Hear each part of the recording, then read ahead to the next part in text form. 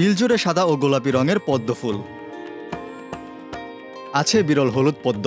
পাহাড়ি রঙের পদ্মের কারণে প্রকৃতিপ্রেমীদের কাছে জায়গাটি হয়ে উঠেছে বিশেষ আকর্ষণের।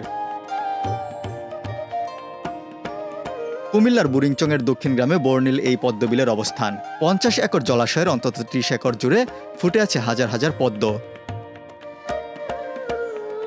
প্রতিদিন অসংখ্য দর্শনার্থী পদ্মবিলের সৌন্দর্য উপভোগ করতে ছুটে আসেন। কেউ আসেন প্রিয়জনকে নিয়ে, আবার কেউ বা পরিবার নিয়ে। পদ্ম ফুল ফুটে সাদা, গোলাপি, তারপর হলুদ, মানে কি বলবো, ভাষা প্রকাশ করতে পারবো না, অনেক সুন্দর। অনেকদিন ফেসবুকে দেখছি এই পদ্মগুলা, আমি এখানে পদ্মগুলা দেখলাম, পরিদর্শন করলাম, অনেক সুন্দর লাগছে আমার থেকে। এটা আসলে 6 মাস থাকে এই ফুলগুলা, তারপরে এখানে ধান চাষ হয়, ধান চাষের পরে আবার পদ্মটা ফুটে, তখন আবার হাজার হাজার মানুষ হয়, ওইখানে কর্মসংস্থান করতে পারে। বিলটি ঘুরে দেখতে নৌকা পাওয়া যায়। 1 ঘন্টার নৌকা ভাড়া করে বিল ঘুরতে খরচ পড়বে 600 থেকে 800 টাকা। তবে অনেক দর্শনার্থীর বিরুদ্ধে পদ্মফুল ছিঁড়ে নেওয়ার অভিযোগ উঠেছে। এতে নষ্ট হচ্ছে বিলের সৌন্দর্য। এটা হচ্ছে একটা জাস্ট ছবি তোলার জন্য, কিছু স্মৃতি সংগ্রহের জন্য ছিল আর কি, এতটুকুই। এই বিলের মধ্যে সাদা, হলুদ, গোলাপি কালার অনেক পদ্ম দেখা যায়, যার জন্য সৌন্দর্য বেড়ে গেছে, তার জন্য অনেক মানুষ এর মধ্যে ঘুরতে আসে। এটা আপনার একটা ভাইরাল পদ্ম বিল।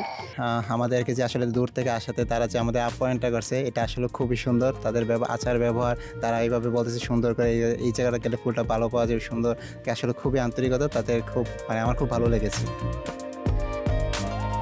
পদ্মবিল ঘিরে তৈরি হয়েছে কর্মসংস্থানের সুযোগ।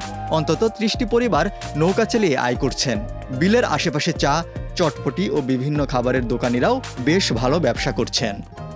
জনপ্রতি 100 টাকা করে নেই। অনেক দূর দূরান্ত থেকে অনেক মানুষ আছে। এখানে ফুল আছে 3 রকমের, একটা সাদা, একটা গোলাপি, একটা হলুদ পদ্ম। এখানে অনেক রকমের মানুষ আসে। আজকে এই পদ্মবিল, এটা বিগত 30 বছর আগে এরকম পদ্ম ফুল হইতো, মাঝখানে 15-16 বছর এটা বিলুপ্ত ছিল, আবার এটা পুনরায় আল্লাহ কি মহিমা আবার জাগ্রত হয়েছে।